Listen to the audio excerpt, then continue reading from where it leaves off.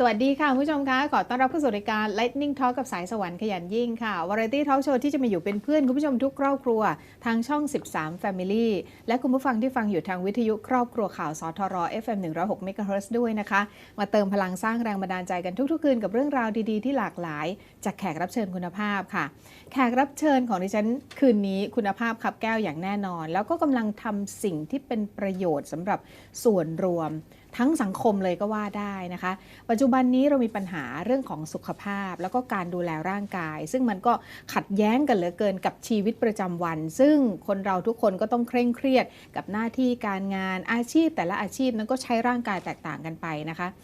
แค่นั้นยังไม่พอเรายังมีวิถีชีวิตกันแบบใหม่ในยุคดิจิทัลยุคสมาร์ทโฟนนั่นก็คือการที่เราใช้สมาร์ทโฟนใช้แท็บเล็ตอย่างที่ไม่รู้ตัวว่าเรากำลังทำร้ายร่างกายของตัวเองอยู่นะคะคุณหมอได้ขบคิดวิธีที่จะมาช่วยเพื่อให้ทุกคนนั้นสามารถที่จะผ่อนคลายความเครียดความเหนื่อยล้าจากการทำงานแล้วก็การใช้ร่างกายแบบที่ไม่ถูกสุขลักษณะแบบนี้เนี่ยนะคะนอกจากนั้นสิ่งที่คุณหมอคิดยังเป็นการสร้างงานสร้างโอกาสสร้างอาชีพให้กับผู้ต้องขังหญิงที่พ้นโทษแล้วก็ต้องการจะออกมายืนด้วยลำแข้งของตัวเองอยู่ในสังคมด้วยฟังอย่างนี้น่าสนใจแล้วใช่ไหมคะเรามาฟังรายละเอียดกันเลยค่ะกับนายแพทย์ภูลชัยจิตอนันตวิทยาซึ่งท่านเป็นประธานฝ่ายการแพทย์วิสาหกิจสุขภาพชุมชนค่ะสวัสดีค่ะหมอภูลชัยคะโอ้โหจากคุณหมอโรคหัวใจโรงพยาบาลราชวิถีจากผู้บริหารกรมการแพทย์กระทรวงสาธารณสุขแล้วก็เป็นผู้ก่อตั้งสำนักงานหลักประกันสุขภาพแห่งชาติสาขากรุงเทพมหานครเป็นที่ปรึกษาภาคีเครือข่ายหมออนามัยมากมายผลักดันเรื่องกฎหมายอะไรต่างๆมาคิดยังไงถึงมาเริ่มต้นวิสาหกิจสุขภาพชุมชนได้คะคุณหมอเรื่องวิสาหกิจกิจการเพื่อสังคมใช้คำว่าอย่างนั้นดีกว่าใน social enterprise ค่ะ social enterprise เนี่ยที่อังกฤษเนี่ย National Health Service ของเขาเนี่ยเขา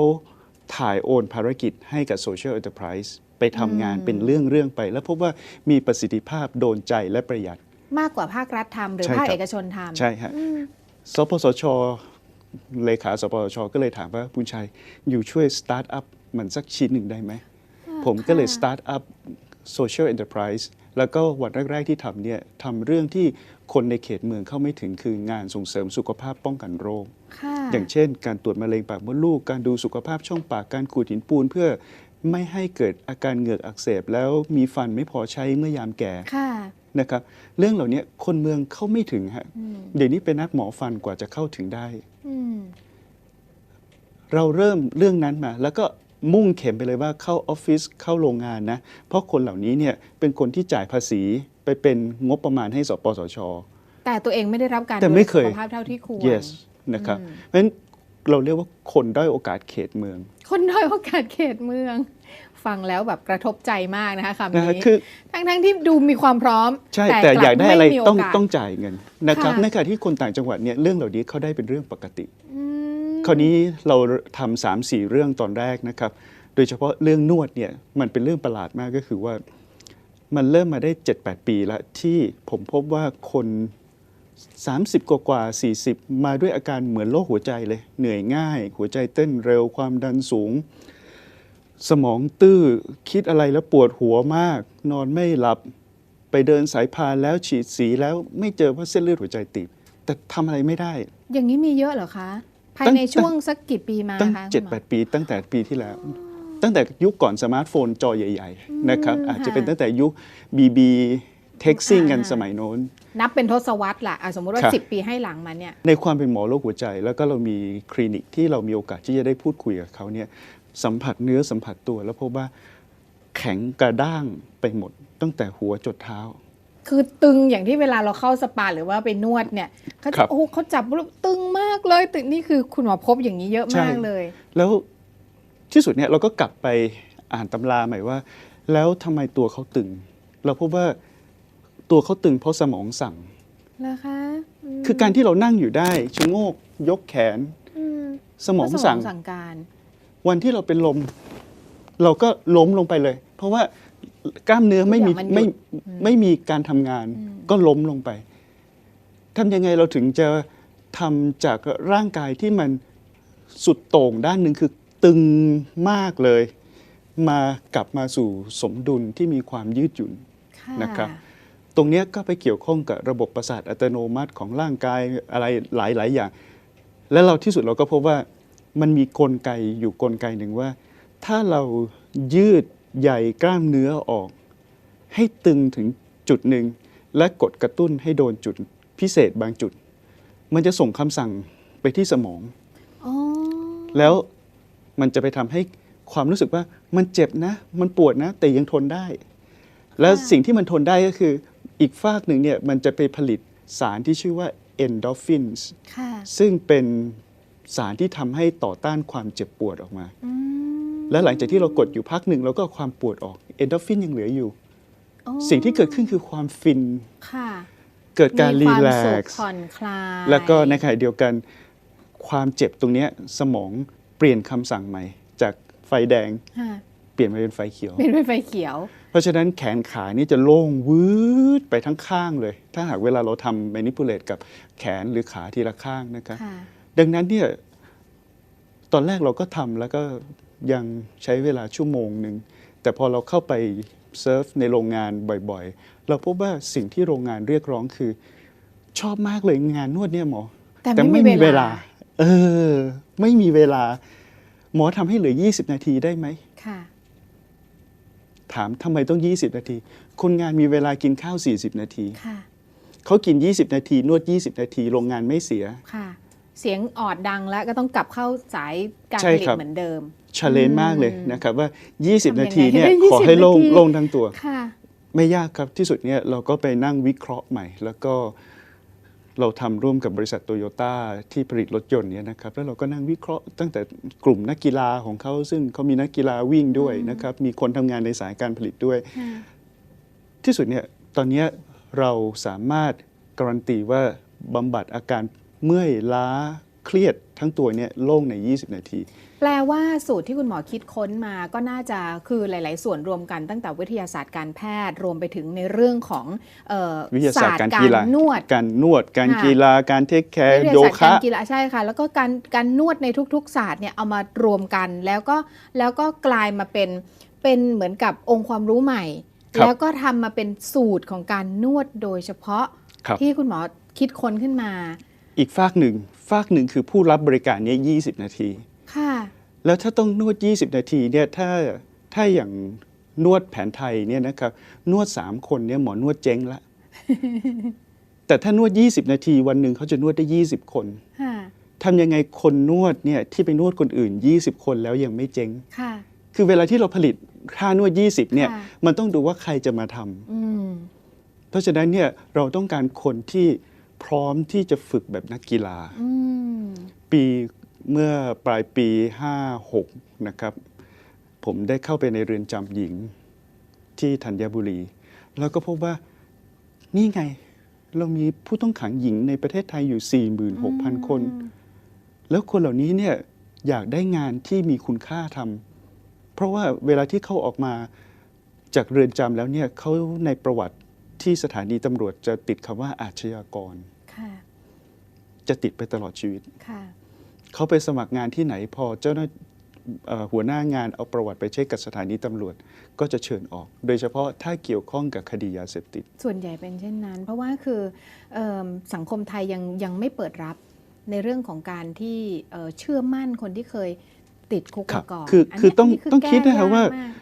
เขาทำผิดถูกตัดสิน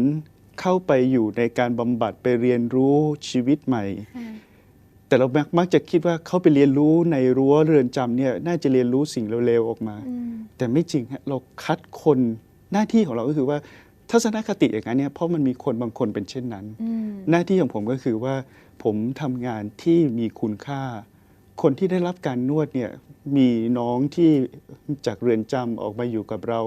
ไปนวด แล้วผู้หลักผู้ใหญ่อย่างสนช อย่างสปชนี่ยกมือไหว้ อืม เด็กอึ้งเลยนะคะบอกน้ำตาจะไหลอยู่บ้านมีแต่คนตำหนิติเตียน มาอยู่ที่นี่มีคนยกมือไหว้ แล้วเรื่องเช่นเนี้ยกรมราชทัณฑ์ก็เอากลับไปเล่าให้กับคนที่ยังอยู่ในเรือนจำฟังว่า อืม ชีวิตคุณ จะเปลี่ยน อยู่ ยังไงม อยู่ที่คุณแล้วนะ อืม ว่าคุณอยากจะมีชีวิตที่ดีไหม ตอนนี้คุณหมอภูลชัยเนี่ยไปหางานข้างนอกไว้เยอะแยะเลย ขึ้นอยู่กับตัวเองละ ใช่ ตั้งใจฝึกไหม ใช่ แล้วก็จะกลับเนื้อกลับตัวเป็นคนดีไหม ใช่ นะคะนี่ก็คือที่มาที่ไปของวิสาหกิจสุขภาพชุมชน เป็นกิจการเพื่อสังคมอย่างหนึ่งหรือว่า social enterprise ที่กำลังเป็นกระแสอยู่ทั่วทั้งโลกในเวลานี้ไม่ได้มุ่งเน้นที่เป้าหมายในเชิงธุรกิจหรือว่าตัวเงินแต่เพียงอย่างเดียว แต่เป็นการสร้างสรรค์สังคม แล้วก็เป็นการที่ให้โอกาส และนี่คือเป็นรูปแบบใหม่ในเมืองไทยนะคะที่คุณหมอภูลชัยได้ริเริ่ม แล้วเราก็น่าสนใจมากตรงที่การคืนโอกาส การสร้างอาชีพให้กับคนที่พ้นโทษออกมาจากทัณฑสถาน ซึ่งอันนี้เป็นคุณูปการมหาศาลมาก ไม่อย่างนั้นเนี่ยเราก็จะเห็นข่าวอยู่ตลอดระยะเวลานะคะว่าบางคนกลับมาไม่มีโอกาสในสังคม ก็กลับไปสู่วังวนในสิ่งที่ไม่ดีเหมือนเดิม นี่ก็คือโอกาสเปิด แค่นี้ยังไม่พอค่ะเดี๋ยวช่วงหน้ามาฟังกันต่อนะคะว่ากระบวนการทั้งหมดในการฝึก แล้วก็การจับมือกันกับภาคเอกชน กับภาคอุตสาหกรรมนะคะคุณหมอเจาะเข้าไปอย่างไร แล้วมีเรื่องอะไรบ้างที่ท่านผู้ชมในรายการของเราจะมีส่วนร่วมได้กับโครงการนี้สักครู่ค่ะ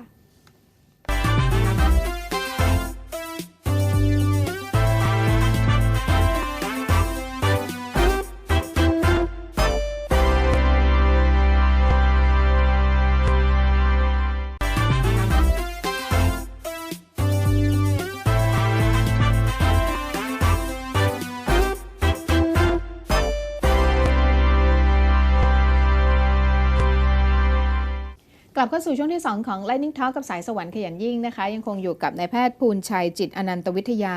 กับเรื่องราวของวิสาหกิจสุขภาพชุมชนที่คิดค้นสูตรผ่อนคลายความตึงเครียด แล้วก็อาการเหน็ดเหนื่อยเมื่อยล้าของออฟฟิศซินโดรมของคนในสังคมปัจจุบันนี้แล้วก็เป็นการเปิดโอกาสให้กับผู้ที่พ้นโทษออกมาได้มีงานทำได้กลับคืนสู่ชีวิตที่ดีในสังคมด้วยนะคะคุณหมอไปเอาตัวมาได้ยังไงหนึ่งคือเข้าไปในเรือนจำ ครับ ไปเห็นแล้วก็มองเห็นช่องทางว่านี่แหละคือบุคลากรที่คุณหมอเอามาปั้นได้ ใช่ แล้วกระบวนการเป็นยังไงคะ กระบวนการก็ต้องไป buy in หรือว่าไปซื้อใจของผู้บัญชาการเรือนจำแต่ละ ค่ะ แห่งก่อน ค่ะ นะครับ ก็ต้องจับเขานวดครับ พอจับเขานวดปุ๊บเขาจะรู้เลยว่ามันต้องอย่างนี้ เพราะว่าไอ้ที่สอนเด็กทำเบเกอรี่ทำโน่นทำนี่เนี่ยมันออกไปสู้ภาคอุตสาหกรรมอื่นไม่ได้หรอก เพราะว่า นะครับ ฝึกอาชีพจริง ๆ ก็ฝึกเยอะ ฝึก ก็ เย มี อะ หลายอย่างอย่าง ใช่ ที่คุณหมอบอกทำงานฝีมือศิลปะหัตถกรรมทำขนมทำอาหา ครั ร บ แต่ออกไปแล้วเนี่ยก็คู่แข่งเยอะ แต่ แล้ น ว วดนี่คือยังน้อยอยู่ นวดนี้อันนี้เป็นนวัตกรรม ค่ะ นะครับ และที่สำคัญเนี่ยในวันที่ผมเริ่มพอเข้าไปในเรือนจำได้สักพักหนึ่งเนี่ยเราได้รางวัลกิจการเพื่อสังคมอันดับหนึ่งของประเทศไทย ค่ะ ไปที่ตลาดหลักทรัพย์ ค่ะ นะครับ แล้วท่านประธานตลาดหลักทรัพย์คือท่านสถิตลิ้มพงษ์พันธ์เนี่ย ค่ะ ท่านเองเป็นผู้สนับสนุนกิจการเพื่อสังคม ใช่ค่ะ เราก็ได้โอกาสว่าชวนท่านบำบัดนวดบำบัด ท่านบอกเลยว่าหมอทำเรื่องนี้ให้ดีเลยนะ เรื่องนี้เป็น global product แปลว่าไปได้ทั่วโลก แล้วผมบอกว่าตอนนี้เนี่ย สุดยอด ผมกำลังเทรน แล้วก็เริ่มออกมาอยู่กับผม2-3 คนที่ออกมาจากเรือนจำท่านเก็ตเลย เฮ้ยเนี่ยสิ่งที่หมอทำเนี่ยเอาไปบำบัดเนี่ยเขาเรียกว่า CSR in process ค่ะ หมายความว่าตลาดหลักทรัพย์ตลาดทุนทั่วโลกเลยนะ ค่ะ บอกเลยว่าบริษัทจะยั่งยืนเนี่ยต้องทำให้คนในองค์กรมีความสุขซะก่อน ค่ะ ใครจะลงทุนในหุ้นตัวไหนเนี่ยเขามีสกอร์หรือมีคะแนนว่าองค์กรเนี่ยคนทำงานมีความสุขมีสุขภาพดีไหม ค่ะ ถ้าองค์กรเหล่านี้มีคาแรคเตอร์แบบนี้เนี่ยรับประกันว่าลงทุนแล้วถือยาวไป10 ปีได้ ไม่ใช่ลงทุนวันนี้อีก2 ปีเจ๊ง เพราะว่าดำเนินธุรกิจบนความเสี่ยง ตั้งแต่นั้นมาครับเราก็ได้รับการโปรโมทจากตลาดหลักทรัพย์ว่างานที่เราทำเนี่ยเป็น Double CSR คือช่วยสังคมภายนอกให้ ค่ะ ปลอดจากยาเสพติด ช่วยสร้างชีวิต เอาสิ่งที่ดูเหมือนไร้ค่าในสังคม มาเพิ่มคุณค่าให้กับคนที่สร้างมูลค่าเพิ่มให้สังคม โอ้โหสวยงามมากค่ะ ก็เลยกลายมาเป็นโครงการนี้แล้วก็ถ้าท่านผู้ชมเห็นป้ายตรงนี้ที่คุณหมอนำมาด้วยเนี่ยนะคะ จะพบว่ามีตลาดหลักทรัพย์เนี่ยเข้ามาช่วยดูแลด้วยนะคะ ครับ แล้วก็ทาง กระทรวงยุติธรรม กระทรวงยุติธรรม และนี่ก็คือชื่อของบ้านพักหรือเป็นสถาบันบ่มเพาะกิจการเพื่อสังคมอันนี้ก็ได้เรียกว่า ครับ ชี ชี นะคะบ้าบ้านนกึ่งวิถีบ้านเธอ ครับ คุณหมอเล่าเรื่องบ้านกึ่งวิถีบ้านเธอหน่อยโครงสร้างเป็นยังไงอยู่กันยังไงฝึกกันยังไงฮะ ค่ะคือ เวลาที่เราเข้าไปในเรือนจำเนี่ยมันก็จะมีผู้ต้องขังอยู่2 อันคือพ้นโทษคืออยู่มาจนครบละ ค่ะ อีกกลุ่มหนึ่งเนี่ยทำตัวดีรัฐบาลเนี่ยก็อยากจะให้เขาพักโทษแล้วก็มานั่งรายงานตัว ค่ะ แต่การที่เขาจะพักโทษเนี่ยต้องมีหลักแหล่ง ต้องมีที่อยู่ ค่ะ ต้องมีผู้อุปการะ ไม่ได้ปล่อยออกไปแล้วหายไปเลย ใช่ ค่ะ ดังนั้นเนี่ยเราก็เลยคุยกันแล้วก็ทางกรมคุมประพฤติก็เลยบอกว่า อย่างนั้นคุณหมอตั้งออฟฟิศคุณหมอเนี่ยให้เป็นบ้านกึ่งวิถี ซึ่งจากบ้านกึ่งวิถีเนี่ยจะสามารถรองรับตามกฎหมายที่จะดึงเอาคนที่จะพักโทษ ซึ่งเกิดประโยชน์กับราชการอีก ไม่งั้นต้องเสียงบประมาณดูแลคน 20 คนไปอีก 8 เดือน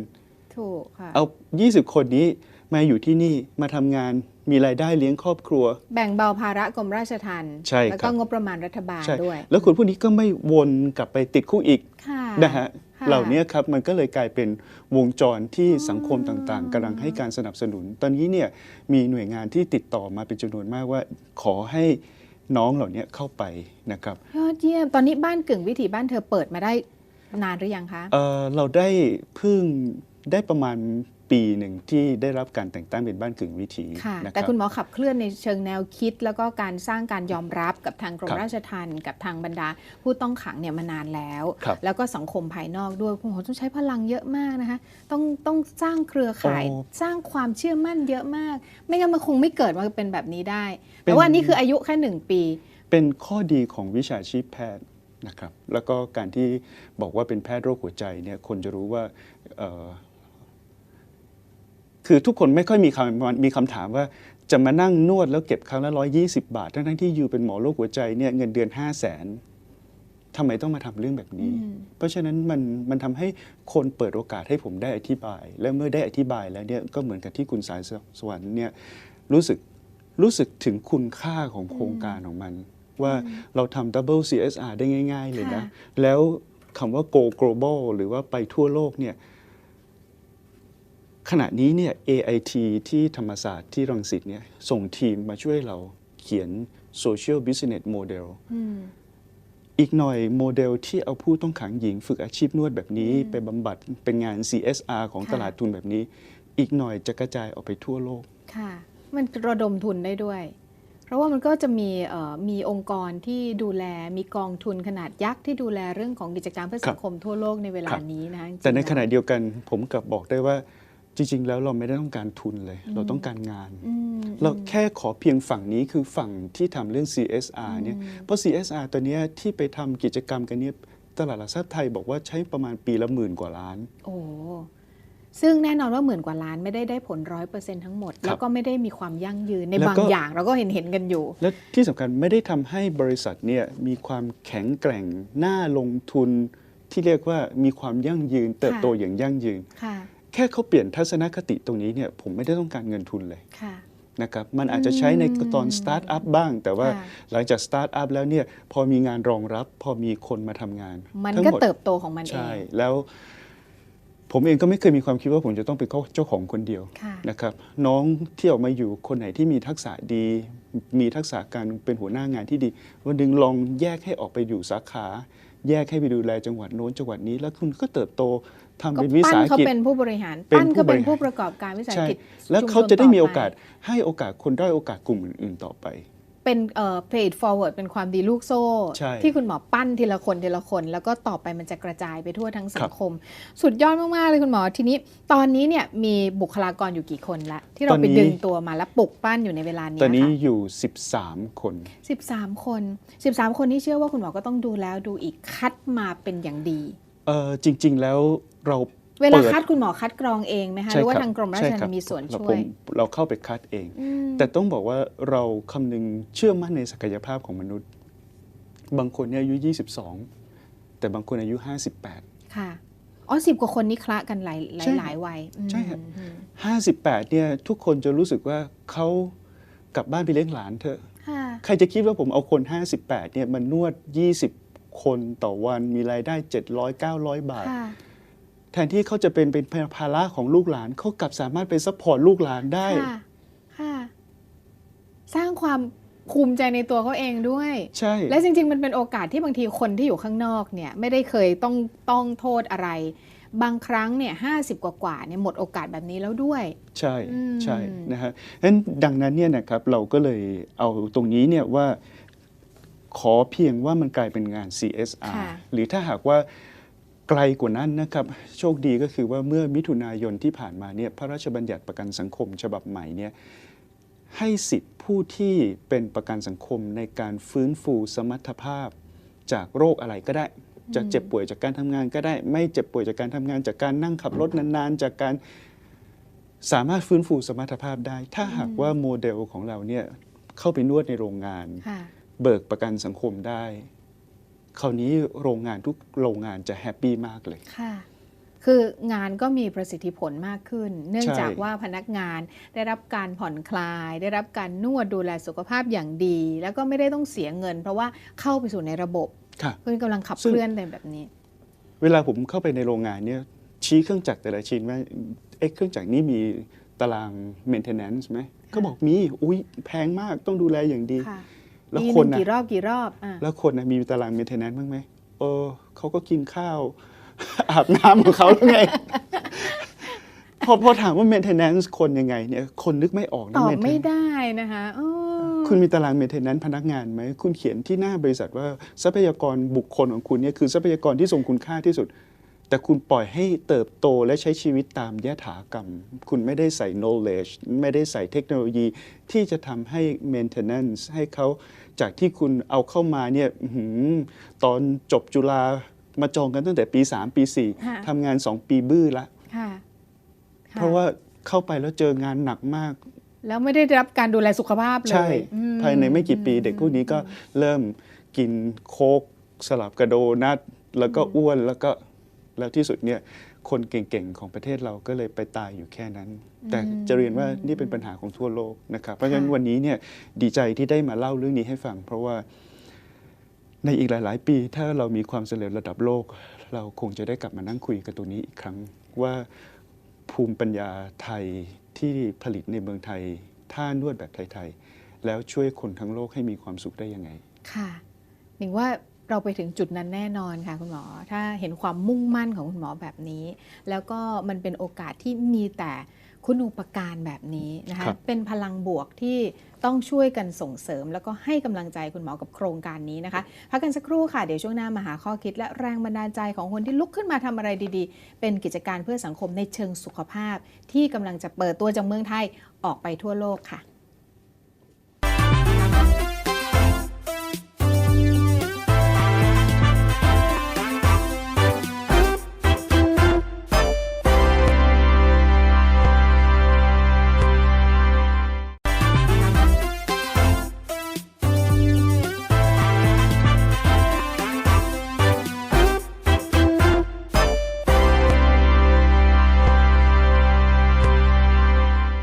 กลับเข้าสู่ช่วงสุดท้ายดิฉันเชื่อว่าจริงๆตั้งแต่ฟังมา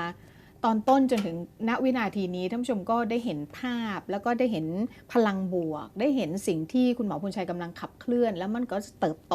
งดงามขึ้นเรื่อยๆไปสู่ระดับโลกนะคะดิฉันขอย้ำอีกครั้งหนึ่งจากป้ายตรงนี้บ้านกึ่งวิถีบ้านเธอสร้างบริการบำบัดออฟฟิศซินโดรมเพื่อเป็นอาชีพเลี้ยงตัวอย่างยั่งยืนของผู้ต้องขังสตรีที่พักการลงโทษหรือพ้นโทษทั้งตลาดหลักทรัพย์แห่งประเทศไทยก็แนะนำให้บริษัทมหาชนจำกัดเนี่ยนะคะนำการบำบัดนี้ไปเป็นงาน CSR เพื่อฟื้นฟูสมรรถภาพสร้างสุขภาพดีให้กับแรงงานบำบัด20 นาทีโล่งทั้งตัวเจ็บแต่จบนี่คืออธิบายความหมายเบ็ดเสร็จเลยเท่าที่คุณหมอ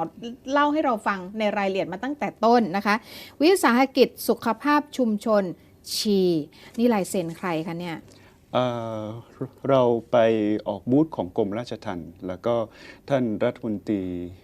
ยุติธรรมพลเอกไพบูลย์คุ้มฉายาท่านเดินมาพอดีท่านถามว่าบ้านคือวิถีมันทำอะไรเนี่ยเจ็บแต่จบยังไงค่ะพอดีเลยผมปวดหลังนะครับเราก็เลยได้โอกาสให้การบำบัดท่านสดๆในบูธเลยนะครับแล้วก็นวดจากบนเก้าอี้จนกระทั่งลงไปนั่งที่พื้นท่านปลัดท่านรองปลัดท่านอธิบดีก็ยืนลุ้นอยู่ข้างหลังแต่พอเสร็จการบำบัดปุ๊บท่านลุกขึ้นมาท่านถามว่ามีอะไรให้ผมแสดงความยินดีบ้างไหมก็เลยเอาป้ายนี้ให้ท่านก็เลยเขียนเลยว่าไพบูลย์คุ้มฉายารักชีมาก โอ้โหกำลังใจมาเป็นกองเลย โอ้ นะ โห คะ ต้องบอกว่าไม่เท่านั้นฮะ ค่ะ หลังจากเสร็จงานวันนั้นแล้วท่านให้ทสโทรมาอีกมาขอบำบัดต่ออีก 2-3 ครั้ง นะครับเพราะฉะนั้นเนี่ย นี่แปลว่า ขณะ สูตรการนวด 20 นาทีโล่งทั้งตัวเจ็บแต่จบนี่คือได้ผลจริง ครับ ๆค่ะ งั้น สุดยอดมาก แรงบันดาลใจก็คงต้องบอกว่าหนึ่งเรามีฐานะแล้วนะครับ เป็นหมอโรคหัวใจ ครอบครัวครบถ้วน โดยเฉพาะลูกชาย 3 คน ลูกชาย 3 คนนี้มันเกิดมาเรียนเก่ง แต่เกิดมาบนครอบครัวที่มีความพร้อมเกินไป ผมมาจากครอบครัวที่ยากจนในต่างจังหวัด สิ่งที่ผมอยากจะให้ลูกเห็นก็คือ เราสามารถเริ่มสิ่งดีๆได้ เพราะฉะนั้นใน 3 ปีที่ผมตั้งกิจการเพื่อสังคมเนี่ยทุกอีเมล ทุกเมสเซจที่ผมส่งให้กับคนอื่นๆ ผมจะ CC ให้ลูก 3 คนได้ดูด้วย ให้เขาได้เรียนรู้ไปด้วย เพราะเขาไม่เคยต้องดิ้นรนต่อสู้ ใช่ครับ ไม่ได้ฝ่าฟันอะไรมา นั้นเขาจะเจอร์นี่ไปมีทริปไปว่ากว่าความสำเร็จขั้นนี้ที่ได้มาเนี่ยเราต้องทำอะไรบ้าง อืม กว่าตรงนี้เนี่ยเราต้องลงไปอยู่ในเรือนจำกี่วันต่อสัปดาห์ เราจะต้องเดินทางยังไง เราจะต้องเหนื่อยยังไงกว่าคนจะค่อยๆ buy in แล้วก็ซื้อเราแล้วก็เราก็สเต็ปต่อไป ค่ะ นะครับงั้นขณะนี้เนี่ยต้องขอบคุณทางรายการที่เห็นความสำคัญ แล้วก็ หวังว่าจะมีแฟนๆ รายการหลายคนเซิร์ชจากคำว่าบ้านถึงวิถีบ้านเธอ หรือว่าวิสาหกิจสุขภาพชุมชน หรือนวดดัดจัดสรีระอะไรก็ตามคีย์เวิร์ดเหล่านี้ใน Google จะนำไปสู่เราครับ ค่ะ คุณหมออยากให้ใครเข้ามาช่วยผลักดันหรือว่าขับเคลื่อนไปสู่ระดับโลกตามเป้าหมายที่เราตั้งไว้อีกไหมคะ ภาครัฐเอาละเริ่มเห็นความสำคัญ ครับ ระบบประกันสุขภาพเริ่มเปิดทาง ครับ ความรู้ความเข้าใจของคนยังอยู่ในเป็นวงไป ครับ คุณหมอเจาะไปโรงงานอุตสาหกรรม บางผู้ประกอบการสถานประกอบการรายใหญ่ ๆ เริ่มรู้จัก สุดท้ายคุณหมออยากจะให้ใครเข้ามาออกแรงช่วยกันอีกคะ ผมคิดว่าสื่อเป็นสิ่งที่ชัดเจน เพราะว่าจากที่เราเทสมาเนี่ยทุกครั้งหลังจากที่เราออกวิทยุ